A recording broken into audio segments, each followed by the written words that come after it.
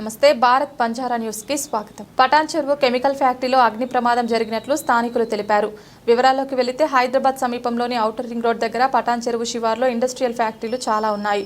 అందులో ఒక ఫ్యాక్టరీలో గురువారం భారీ అగ్ని ప్రమాదం జరిగింది. అందులో ఎంతమంది గాయాలైన, నష్టపరిహారాలు ఎంత జరిగింది అనే వివరాలు తెలియాల్సి ఉంది.